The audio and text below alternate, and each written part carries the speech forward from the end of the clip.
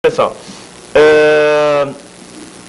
então, a pessoa entra com essa ação, uma ação de indenização, tem 5 anos para entrar com a ação do fato, certo? Onde ele vai provar esse fato, dano, nexo de causalidade, tá? O Estado vai ter que provar que a culpa foi do particular ou provar a presença de alguma das excludentes, né? O que são essas excludentes? A doutrina entende, e a jurisprudência, tá, que o Estado não vai ser responsável de forma objetiva sempre que a lesão for causada por uma situação da natureza.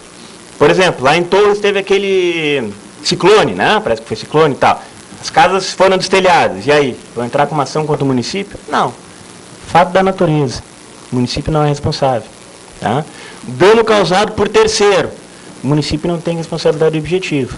Tá? O sujeito, a turma sai de um estádio de futebol revoltada e demole um carro. E aí, o Estado é responsável? Não. A menos que eu faça aquela prova, né, de que concretamente um policial estava ali e não quis atender, certo?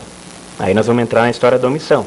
Mas, em princípio, essas são as excludentes, certo? E eu vou ter 5 anos para entrar contra essa ação. E aí nós vamos entrar na parte que nos interessa também como servidores públicos, na segunda partezinha desse artigo 37, parágrafo 6º, que fala o quê? Do tal do direito de regresso. Diz que o Estado é responsável pelo dano, e aí na parte final fala, assegurado o direito de regresso contra o causador do dano nos casos de dolo ou culpa. Isso é o direito que o Estado tem, não é direito, é a obrigação que ele tem de buscar do seu servidor o ressarcimento daquele dano que ele teve que responder ao particular. Certo? O Estado vai ter que buscar do servidor. Só que o servidor, por ser servidor e por ser um particular, a Constituição colocou que a responsabilidade dele é subjetiva. O Estado vai buscar a indenização do seu servidor desde que prove que ele agiu com dolo ou com culpa. É o que está colocado na Constituição. E aí o regime jurídico único diz, né, que nessa indenização o servidor, no artigo 46 da 8.112, vai poder pagar em parcelas, etc. Tá? Então nós temos aí a responsabilidade do servidor. E aí temos 2 perguntas nisso. Primeira, pode o particular ofendido entrar com uma ação direto contra o servidor público? Ou ele tem que entrar com uma ação contra o Estado? Tem gente até que entende, alguns artigos escritos, que poderia entrar direto contra o servidor. Eu entendo, e a nossa jurisprudência entende também, que não só não pode, como não tem sentido. Não pode por quê?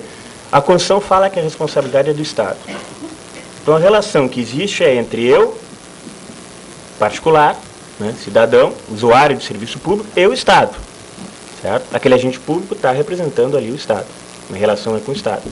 É com a União, é com o Estado, é com o INSS, etc. É isso que coloca a Constituição.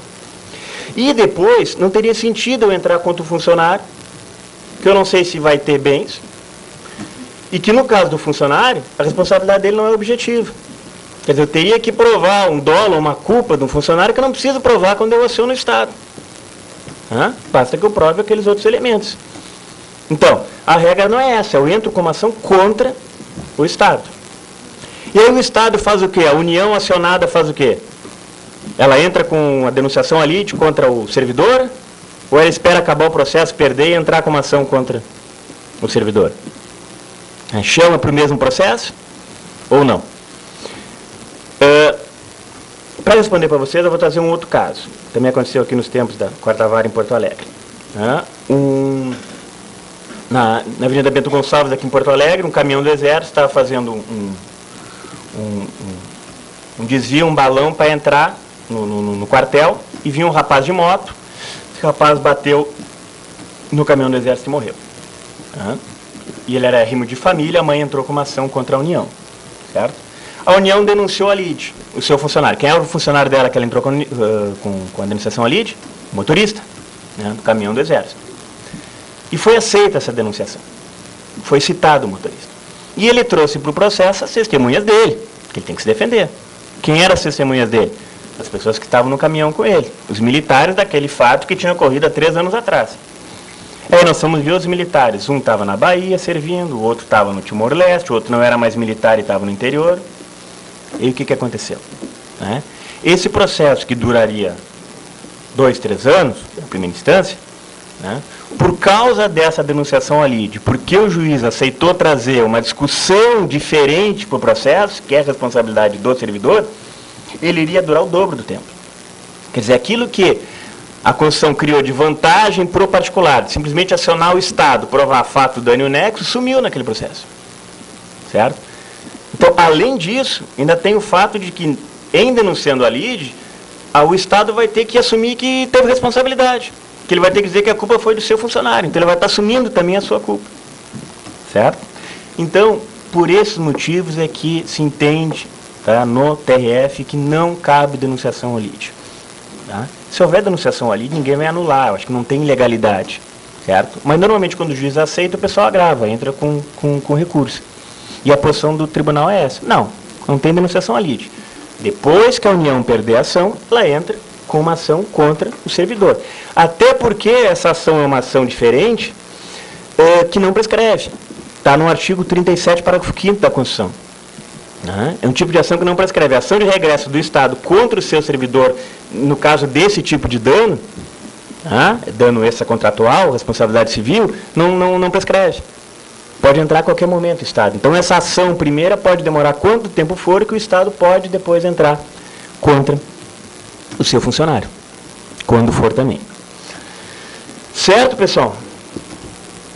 Eu ia falar aqui dos atos típicos do judiciário, mas acho que nós estamos... Tempo, acho que uns 10, 15 minutos. Vocês vão aguentar, não? Tá, 10 minutinhos então. Tá? Só para falar de uma coisa que eu acho que é interessante. Tá? Para encerrar. Tudo que a gente viu aqui, que a gente conversou, são atos de administração, né? Mesmo cometidos pelo Poder Judiciário. Né? O acidente ali com o veículo do Grupo Especial de Segurança. Tá? O Judiciário responde, né? A União responde pela Justiça Federal. Mas não é um ato típico do Judiciário. Esses atos de administração, de controle do prédio, de transporte, certo? São atos atípicos do Judiciário. Qual é o ato típico do Judiciário? A sentença, né, a liminar, a decisão no processo. Então a pergunta que eu faço para encerrar é essa. Quer dizer, e vou responder. Com relação a esses atos típicos, pode haver uma responsabilidade civil do Estado, responsabilidade por indenizar? Num ato típico do judiciário? Por exemplo, eu tenho uma empresa, entrei com uma ação para discutir um débito, certo? E pedi uma liminar para participar de uma licitação que é amanhã. E perdi a liminar. E não participei da licitação. E lá no fim ganhei o processo. E aí? Eu vou poder entrar com uma ação de indenização contra o Estado? A regra é a seguinte, pessoal. A regra é que não. Tá? As decisões do judiciário são decisões emanadas de um poder, é uma vontade de um poder, certo? Que são corrigíveis pelas vias normais dos recursos, certo? E não alcançando o seu objetivo, tá? Mesmo que em tese tenha havido um dano, não há responsabilidade do Estado nessas ações típicas do judiciário. Mas a Constituição traz a exceção, certo? A própria Constituição traz a exceção no artigo 5º, inciso 75. O que diz lá nesse artigo 5º, inciso 75? Que o Estado indenizará o condenado por erro judiciário, assim como aquele que ficar preso além do tempo. São duas situações previstas na Constituição.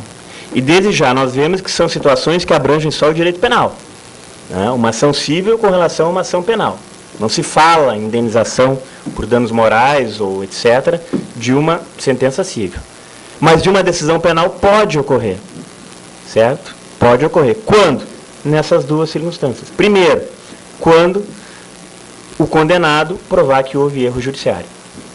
Como é que se faz isso?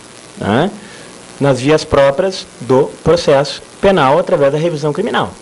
Só cabe indenização para o sujeito que foi condenado penalmente, num processo que transitou em julgado, e aí, numa revisão criminal, ele prova que não era culpado. Aí ele tem direito ao ressarcimento.